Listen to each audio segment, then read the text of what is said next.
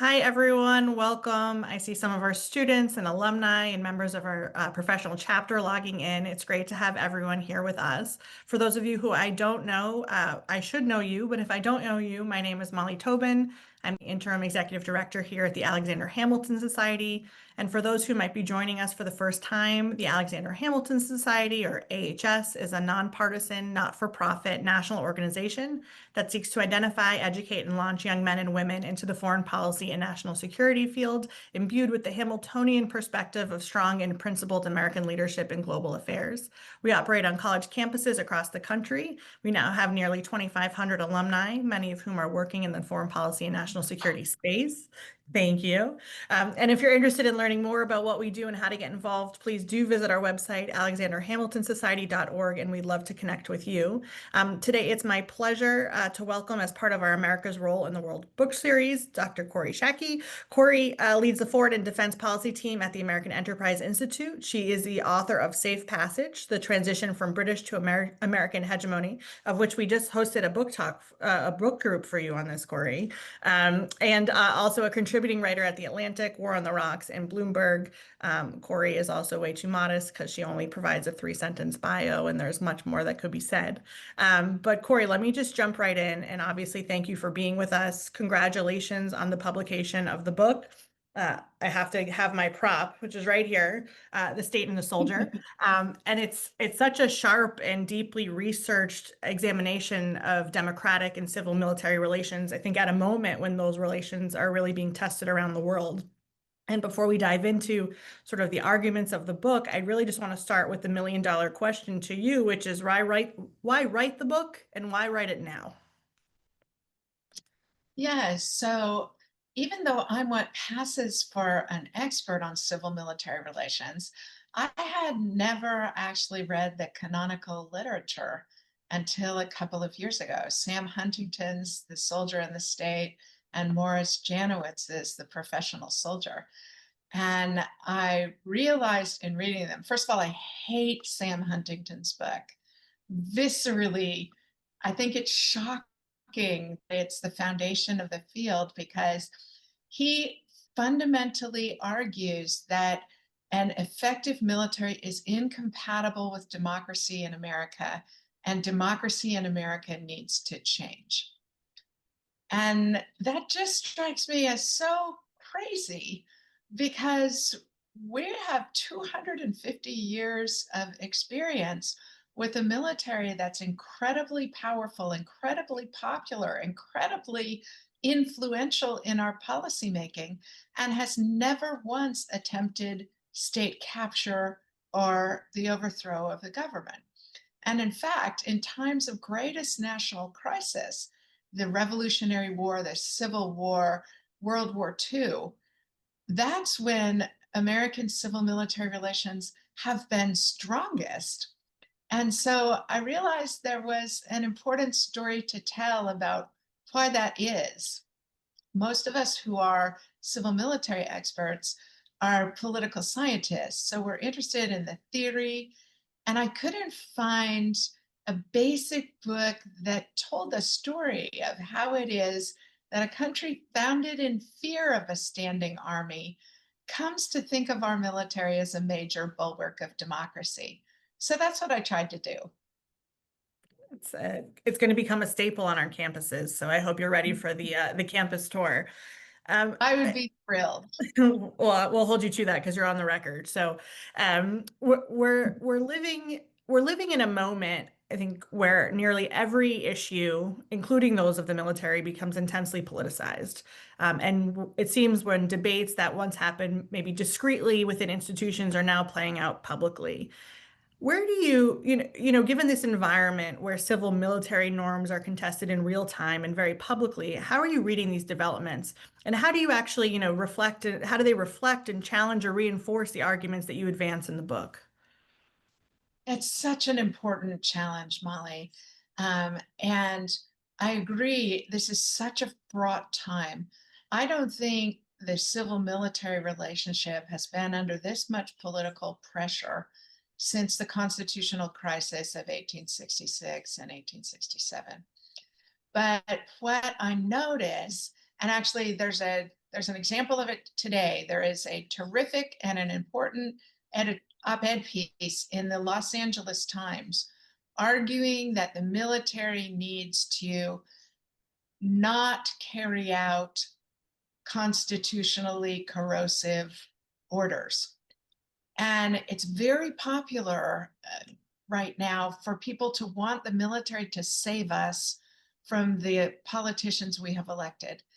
And that is a very dangerous tendency.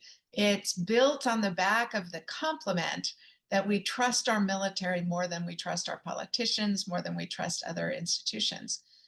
But it's extraordinarily dangerous to encourage the military to put their judgment, their legal interpretation, their political interpretation above that of the civilians who are their superiors. Um, we're not a republic if the military gets to adjudicate what orders legally offered, legally imposed, they choose to obey.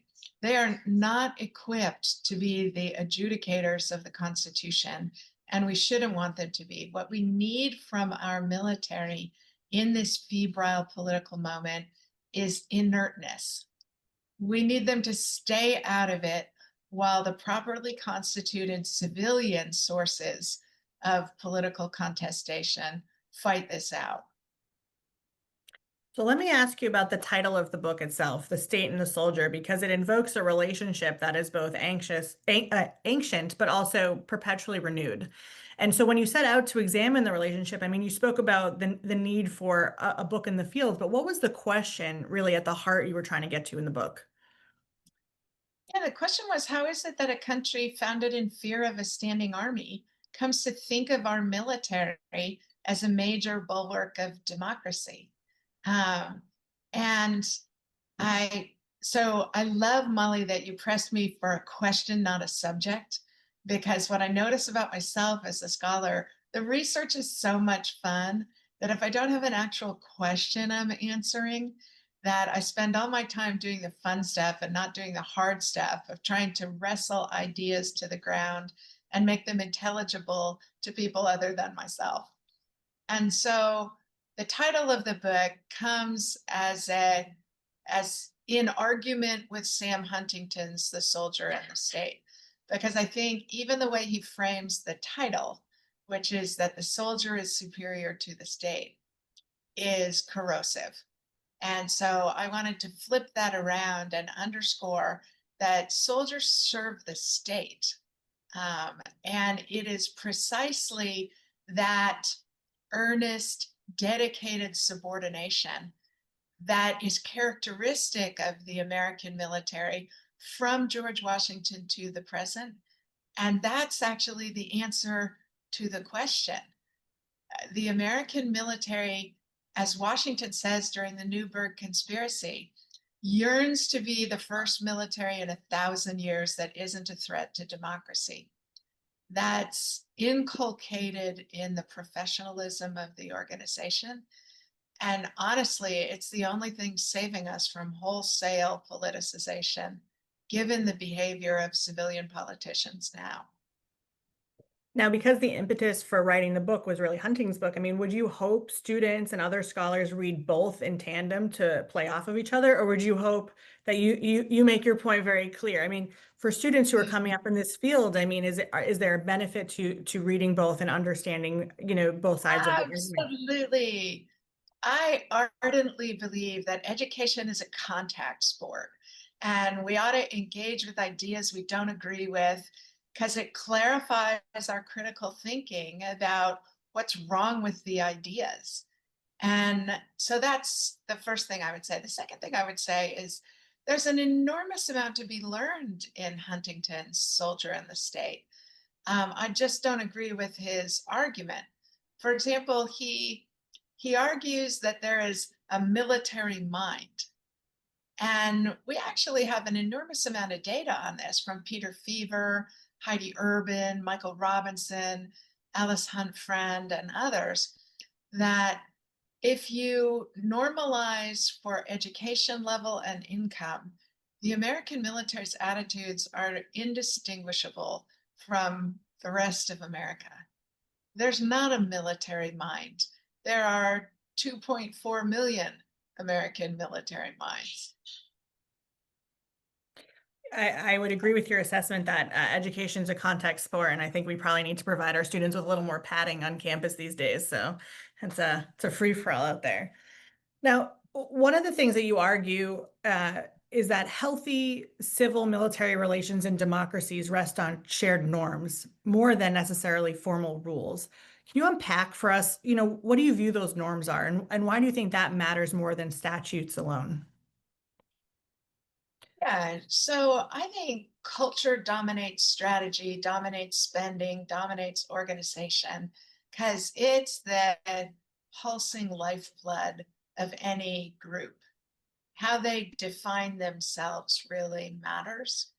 And much of how we think about the American military is more regulated than other parts of American society. I mean, I love the book that Ben Wittes and Susan Hennessy wrote in, I think it was 2015, about how much of American governance is actually normative, things that we have come to expect of people's behavior that aren't embodied in statute or law or the Constitution.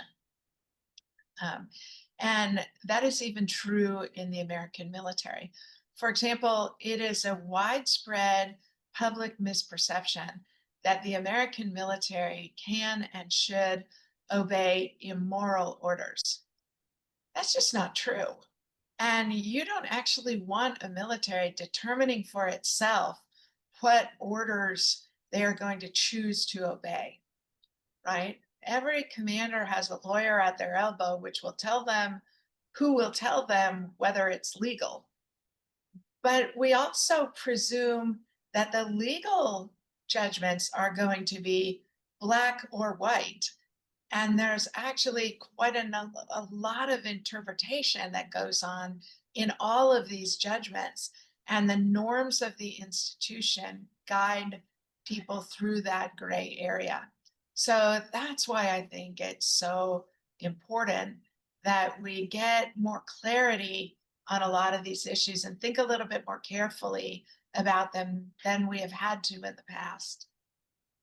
So I want to try and tie, obviously, the basis for why you wrote the book and basically going back to our founding as a country, but also, this political moment that we're in, not just today, but, of the last few decades as we see our politics change. And you highlight a tension between, military professionalism and democratic control, especially when societies are polarized or distrustful of institutions. I mean, how do you understand, or how should we all try and understand that tension in the political climate of which we operate in now? Yeah, so there is tension built into the civil military relationship, as there is in every relationship in the American government. I love the description Herman Wouk gives of the United States Navy in his novel Mutiny on the Bounty. He writes, the United States Navy is an organization created by geniuses to be run by idiots. And I think that's actually not a bad description of the American government, right? The people who built our government were fearful of concentrations of power. So, as Madison writes in Federalist Papers, you need to set ambition against ambition. And the military has a set of expertise and an important perspective that, especially given that we have since 1973 and certainly since 1991, chosen to have a volunteer military small relative to the size of our population. Most of our political leaders aren't really educated about the issues surrounding the effective use of force. And that's what the military brings into the policymaking arena. But war plans are, again, they're not fixed. They're negotiations.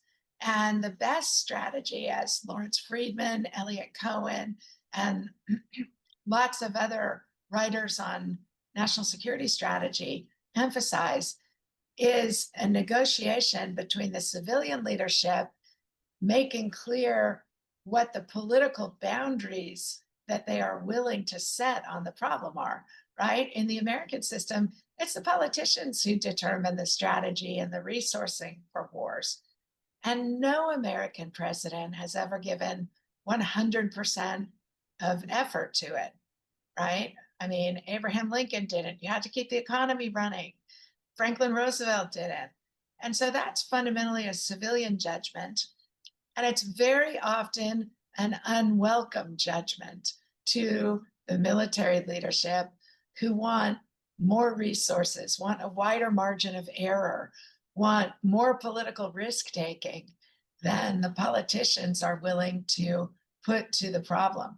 So there's an inherent tension, and it grows more tense the further we go into an all volunteer force historically, right? The further we get from everybody being subject to military service and therefore knowledgeable about it, we have a tendency to either think of the military as, comic book heroes who are all heroes and all leap tall buildings in a single bound, or to pity them as people who couldn't get a job in a gas station, when in fact most of the people in the American military are middle class kids with college educations who choose to do public service.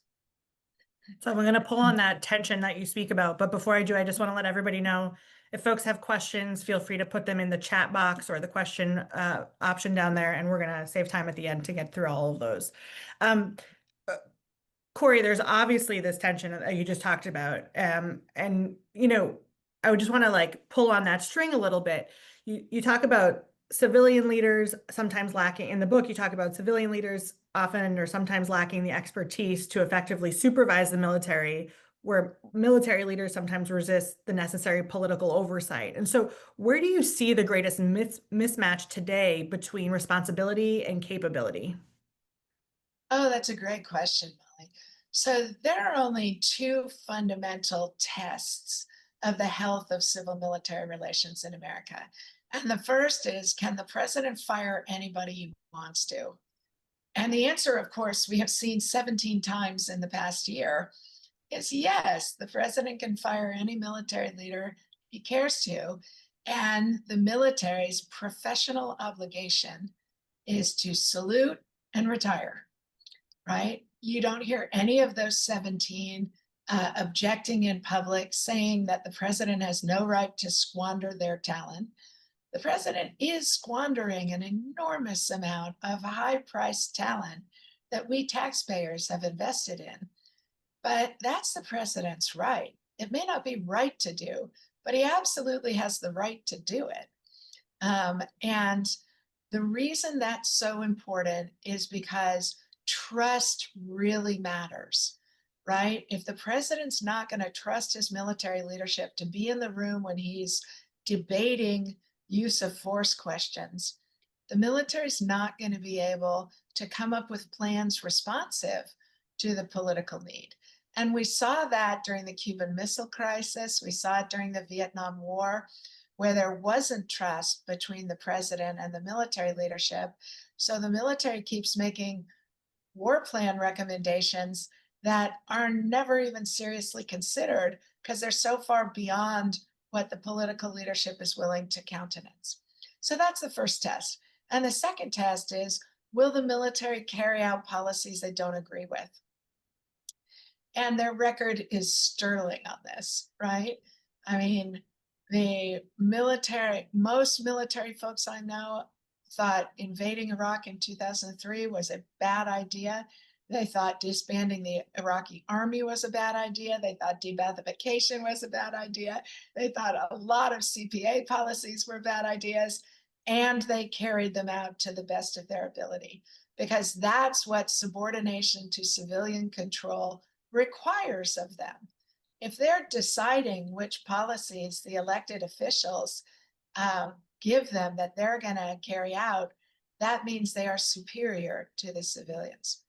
And the example that I like best, that comes through most strongly for me, is that during World War II, the joint the military leaders, what we now think of as the Joint Chiefs of Staff, so General George Marshall, General Hap Arnold, Admiral Ernest King, even Admiral Chester Nimitz in the Pacific, right? All of these guys thought a Europe first strategy was lunacy. We've been attacked by the Japanese in the Pacific, and that's going to be the harder war to win. That was not what President Roosevelt thought. 22 times in the space of World War II, Roosevelt overruled his military leadership. And we don't know about any of those examples because all of those leaders rightly understood that the President of the United States gets to pick the strategy. They don't get to pick the strategy. And that's what civilian control brings. And you know who gets that? The American public gets that. They blame the political leadership for the debacles of military strategy, and rightly so. I mean, I think we saw this with the abandonment of Afghanistan in the summer of 2021, 2022. I'm messing up my timeline, but the President Biden's polling numbers dropped precipitously after that. And it's a good thing that the American public holds their leadership accountable for those kinds of mistakes. So I want to ask you a little bit more about, both civilians and strategy, because you've spoken a lot in the past about some of the dangers that come with civilians outsourcing strategy, to the military. What do you think are the structural factors that push leaders in that direction, and what do you see as, it taking to sort of reverse that drift? Yeah, so um, American civilian leaders have an almost irresistible temptation to hide behind the military, to let the military be the public face of their choices on strategy and fighting wars, because they want the military. The American public likes the American military so much better than they like our elected politicians. So the suits want to hide behind the uniforms for legitimacy, for public support for their policies. And the military has a responsibility to support and try and carry out those policies. But it's actually cheating for the politicians to do that. And yet, I believe it will continue until the end of time. Or to put it slightly differently, politicians will hide behind the military for as long as the military is more popular than politicians, which will be forever. I like putting it bluntly like that. Let me dive into some of the actual substance and examples that you use in the book, and get into it that way. And so the book engages deeply with recent American experiences. You just mentioned sort of Iraq, Afghanistan, as it pertains to debates over force structure, readiness. I mean, if you look at all the case studies that you sort of include in the book, what do you think best illustrates the core argument of the book? Oh, I love that. So I think actually the first historic chapter, which is the George Washington example, because so much of the culture of the American military, that's the foundation on which everything else is built. And if you didn't have George Washington, you would have a very different American civil military relationship. And I want to highlight two aspects, two things about Washington. So the first is, Washington's actually not a very good general, um, right? He commits atrocities at Jumonville Glen when he is a British soldier. He gets his command decimated at Monongahela. And during the Revolution, he keeps wanting to fight the British the way the British would fight, right? A decisive battle that will break. And he doesn't have an army that can carry that out. And he doesn't want to adjust his strategy. He describes the Jacobin strategy that he eventually adopts, right? The approach that as long as you have an army in the field, you have a revolution. Washington describes that as a diluted form of cowardice. But after, three tries at a decisive battle, when all three times he nearly loses his army, and when Nathaniel Greene brilliantly gets the cannons up the Palisades and they escape from the Battle of Brooklyn Heights, Washington finally concedes that Congress isn't going to give him the resources and he can't produce an army that can fight the way he wants to fight. And so it sets the example that the political leadership sets the strategy. Washington never demands of Congress. He entreats, he pleads, he invites them to encampments so they can see. And because he is himself a politician, he understands the limits of what the politicians can provide him, and it's his job to figure out a way to make the revolution succeed with what he's got to work with. That's one really important precedent that Washington sets that I think still defines the American military's relationship to its civilian leadership. And the second comes during what we call the Newburgh Conspiracy. And this happens in 1783. So it's 2 years after Cornwallis has surrendered at Yorktown. But the British are still in possession of Manhattan. And so Washington's army is encamped at Newburgh, upstream the Hudson River from Manhattan. And things are grim. They haven't been paid. They were promised lifetime pensions by the Continental Congress. And now several independent states have outlawed lifetime pensions. Washington had to hang 2 soldiers for mutinying over food rations. Things are really grim. And Alexander Hamilton, who was by then in the Continental Congress, has this bright idea to have Washington's army march on Philadelphia and threaten the Continental Congress into giving itself revenue raising powers. Hamilton airs this big idea with Washington, who refuses and beautifully cautions Hamilton that an army is a very dangerous instrument to play with.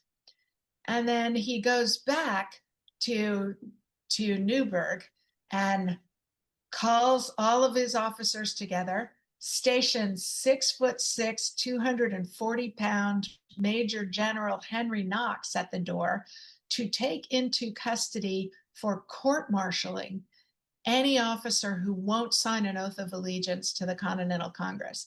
So this is a good order and discipline move by George Washington. And then he does the most beautiful thing. He acknowledges that Congress is terrible at their job. And he says, that is not the basis for our subordination to them. He acknowledges Congress doesn't have to be good at its job to merit their superiority over the military. That's when Washington calls them to be the first army in 1,000 years that isn't a threat to democracy. And those are the two bases of the American military then and now: subordination to civilian control and acknowledgement that the civilians don't have to be good at it to merit their superiority.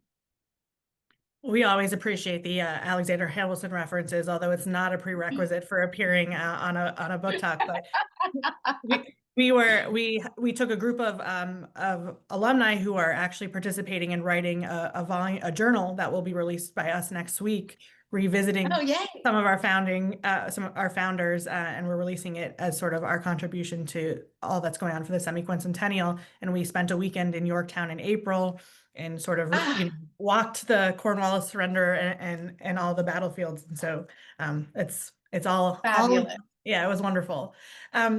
So Kori, I feel like we've spent a lot of time talking about where civil and military relations can go tense or go wrong. But you also highlight in the book a lot that is successful and a lot that can go right.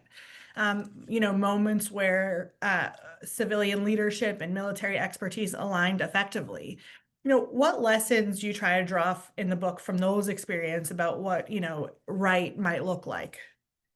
Yeah.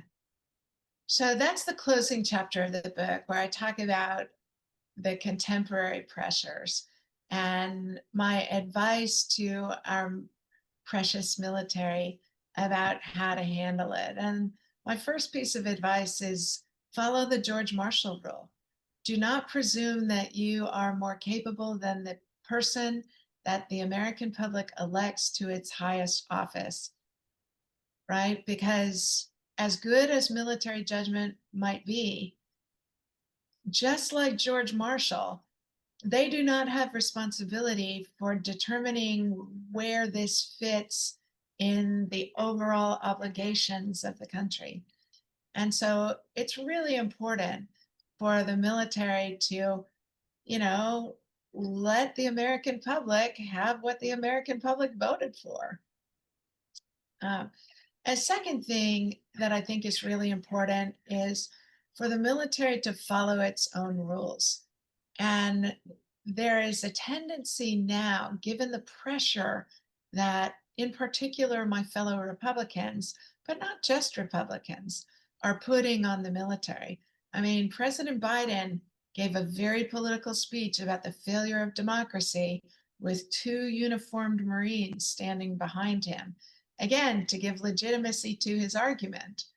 But I mean, Senator Tuberville held up several hundred military promotions and assignments over something the military had no control over.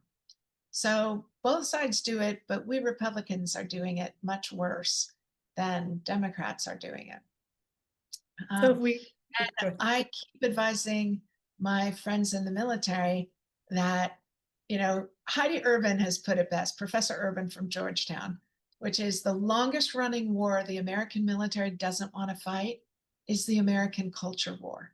So stay out of it to the extent you can. I'm quite critical of General Milley, the former chairman of the Joint Chiefs of Staff, because he expanded the vulnerability of the military leadership to this kind of politicization with several choices that he made. And I argue that the military leadership should, to the greatest extent possible, take the advice that the great defense attorney Clarence Darrow gave his clients, which is no man was ever arrested based on testimony he did not give, right? When General Milley held forth about critical race theory, he made it possible for Congress to ask every other general ever going up for confirmation their views on a subject none of them are qualified to hold forth on. And so keep your foot out of that wolf trap. That's what the civilians are there for. Let the Secretary of Defense answer that question. So on that note, I mean, in the sort of the conclusion, you suggest that, restoring healthy civil military relations is as much about civic culture as it is about, institutional design. Talk a little bit more of like, what does that renewal sort of look like in practice? Yeah, so there is a tendency to want to direct the military to do things differently because we can direct the military and we can't direct that, people who run for office be qualified for the job or be knowledgeable about the great decisions they will be making that will affect all of our lives. But the American military is doing it right. They are coloring inside the lines of their authority. The pressure that's coming on civil military relations is coming wholly from the civilian side. And the American public wants our military dragged into every political fight we are having at the moment, but they respect the military as an institution less when they do. And so if you think about, letters that retired generals write on public policy issues, that actually doesn't change any votes that the public would cast, but it does reduce respect for the military as an institution. And it's really sorely tempting for for high-ranking veterans to endorse political candidates, to take positions on major policy issues, but it actually doesn't change votes and it does reduce public respect for the military. Um, so uh, the public makes no distinction between veterans and the active duty. And there's really, in my judgment, no way to police that because the other word for veteran is citizen. And it's wrong to restrict the political rights of citizens to penalize them for having done military service, which we actually want them to do for the country. So veterans can say and do whatever they like in civic politics, but they just need to do so with an eye to understanding that when they are making claims of particular expertise in the public eye, they are actually making it harder for the people in uniform now to build the trust that's needed with the political leadership. So let me get a few more questions off to you and encourage folks to get their questions in. So as we approach sort of the top of the hour, this is obviously called the America's Role in the World book series, and this is obviously about U.S. military civil relations. But you do spend some time, in conversation about other democracies, and looking at the UK or Israel, Australia. I mean, what comparative insights stood out to you? I mean, are there models or practices that the U.S. should be emulating or looking towards? Yeah, most other militaries are shocked at the amount of policy influence the American military has, right? It's actually quite unusual for a military to be so much more respected than any other institution in American life. They're more respected than our religious institutions, than our civic institutions, than our political institutions. And the restraint that the American military practices in that is quite remarkable. Um, the other examples, I mean, in Britain, the military has much less influence. In Israel, where there's universal conscription, there's a very different kind of relationship because everybody has the same kind of experience um, that shapes their judgment. And so the difference in American society, we don't often pause and think how crazy it is that airlines let able bodied military men and women board planes in advance of families with small children, right? Like, that's crazy when you stop and think about it, but it's a fingerprint of how much the American public likes its military. And it likes its military because we feel like they are the conveyor belt into the middle class, right? It's how somebody can get an education, get a mortgage for a house, better themselves, and make the American dream possible. When other avenues, other conveyor belts are less reliable. And we also like them because of the way that they just do what needs doing. They show up when there's a flood or a wildfire, and they behave with humility. And when we see them, until recently, we only see them when they are helping us in crisis. So let me end with this, which is a little bit of a hypothetical for you, and then we'll jump into some of the others. And um, I see a lot of folks who are on who I assume are going to have some good questions for you. Kori, if you had 5 minutes with a future Secretary of Defense or National Security Advisor, what guidance, would you want them to take into their first year? Oh, I love that question. So the first thing I would say is the military is a winnable constituency for the political leadership. They want to trust you. They want you to make decisions of consequence and respect what they can contribute without letting it override your own judgment, right? I think the best secretaries of defense are people who come out of politics, and in particular, people who come out of a legal background, because mostly what the Secretary of Defense's job is persuading Congress to give the department the resources and the authorities that are needed for the American military to face the security challenges that the country's confronted with, right? And that means holding your own with members of Congress. That means fighting about the budget with the Office of Management and Budget. It means helping the president connect to the young men and women that the president's decisions put in harm's way. All of those things are really important qualities in a secretary, much more important than many other qualities that we select for.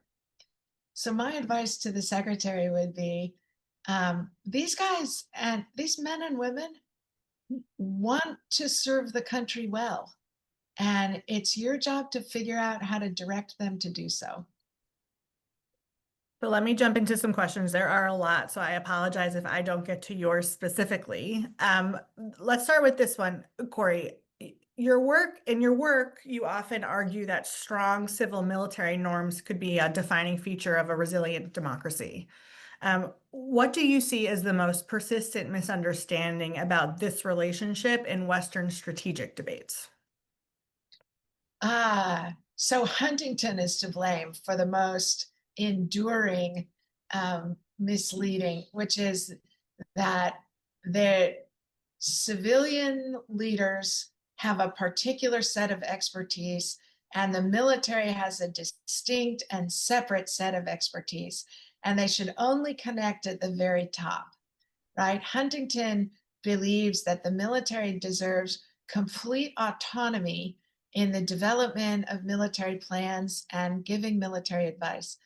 And the best civilian strategists, like Sir Lawrence Friedman, repudiate that. Elliot Cohen, repudiate that, because you can't get good strategy unless the politicians understand what is and isn't possible for the military to do with the resources and political authorities they're being granted.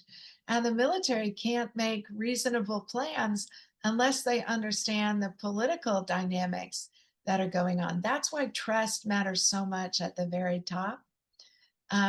So Huntington seems to think that, I mean, just to take an example of Huntington, Huntington thought civil military relations were in crisis in World War II because the military accepted President Roosevelt and then Truman's strategy that we were only fighting Nazi Germany and Imperial Japan. Huntington believes the military should have insisted that after Nazi Germany capitulated, we should have turned on our wartime ally and fought the Soviet Union. It is difficult to imagine any American president being able to persuade the American public in 1945 to fight more war. And that's what Huntington's separate spheres of expertise produces. I think we're going to have to sponsor some new program on campus where we send them Huntington's book and your book, and they read them, and then we have a debate. Like we're gonna have to do something with this. Maybe AI can give us a hologram Sam Huntington for me to debate. Perfect. We anything is possible. Um, Kori, the next question, how do you experience conversations with foreigners about our power projection? Meaning, in other words, how do people who don't have, as much background in American civil military relations perceive our example?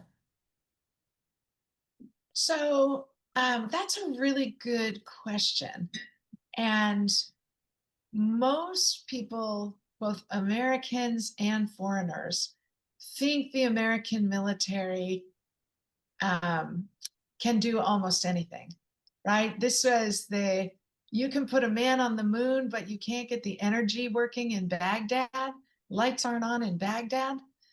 And my favorite response to the Army birthday parade last summer, when people were complaining about how poorly American soldiers march, was the rebuttal from some of my favorite veteran commentators about, yes, the American military is bad at marching, but if you need a Burger King built in 48 hours anywhere in the world, that's what the American military can do. They're great at logistics and they're great at leadership. And I think that's what gets most noticed by foreigners. The difference between the American military and most of their own militaries is the American military figures out a way to do whatever lunacy the American political leadership comes up with. So let me ask you now a question about someone's asking about the military's current recruitment struggle. And how do you view that as, what does that demonstrate about the health of civil military relations? Yeah, so it's a great question. And it appears that the challenge of meeting recruitment goals appears to be over now. I mean, the Army, which was the furthest away from meeting its recruitment goal the last couple of years, has actually, I think, has already met its recruiting goal for this year and had done so several months ago. My sense is that the recruiting challenges actually had nothing to do with the political fray. And that's what the lead recruiters of the military services have said.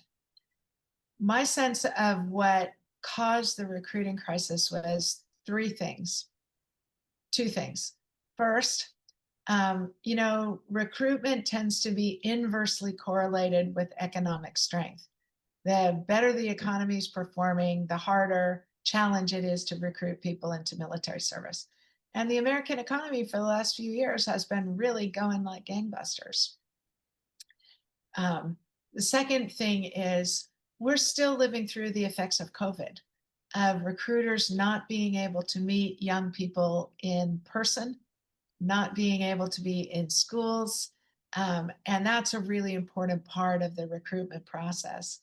To the extent that there's a third factor, it's the reporting about sexual assault, about those kinds of issues, which is important. Holding the military services accountable is really important, but it has created a perception that it's an endemic and larger problem than it actually is in the force. So that has, to some extent, affected influencers, guidance counselors, and parents. So here's an interesting one that shifts the tone a little bit, but interesting also from some of what you spoke about earlier, and sort of how you and some of your colleagues in the Republican Party view things. And so the question is, would you consider the themes you develop in the book as more conservative or progressive in tone and substance? So I don't think of them as either. The bad examples, the charismatic military success stories who who challenge civilian control, predominantly in the 19th century.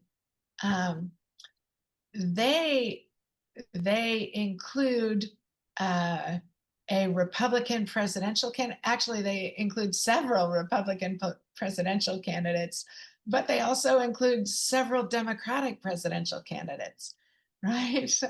um, and so they're equal opportunity infractions. I think actually um, it mostly comes down to good governance issues, which I think both conservatives and progressives advocate for. So I don't think about it as a particularly politically partisan set of issues. But it's a good question. It's a good challenge. And it's an interesting lens to look at it through. Let me end by asking you a final question that touches on technology. So the question is sort of about rapidly advancing technology in the private sector, which has dual use purposes. And how does the private sector aspect of the defense industrial base affect civil military relations? Oh, that's a great question. And I'm sad to say one I don't really address in the book, but should have. So thank you for raising That's the for the next bar. part. I do think that one of the reasons that the American public has such admiration for our military is that so many of the technologies that are beneficial in broad civilian use came out of the investments in defense technology. And as the question rightly poses, that arrow is now flipped, right? The military is scrambling to catch up and to limber up to be able to incorporate into our defense industry technologies that are fundamentally civilian in their development, and which I think until maybe a couple of years ago, the developers of which were very hesitant about military applications of their technologies. I think that has changed as the China challenge and the Russia challenge have become clearer to Americans. But I still think there is some of that out there. Um, it is giving civilians more sway over the military, whereas the military used to have to explain technologies in a civilian context. Again, that arrow is now flipped in some ways. And so I think it strengthens the civilian hand in the civil military interaction. But I'm going to have to give more serious thought to that. That's a really interesting challenge. We'll look forward to the subsequent essay that's to come about it. So we'll keep our eyes open. Kori, let me thank you for being so generous with your time and for joining us. Congratulations on the book, and obviously encourage everybody to pick up a copy, and also an extra call for our students, a great book to read as a book group on campus, and to try and have Kori come and join you. And so thank you, Kori, for joining us, and congratulations on the book. And thank you to everyone for being here. Thank you so much, Molly. I really appreciate you taking an interest in the subject and in the book. Always a pleasure to chat with you, Kori. Take care.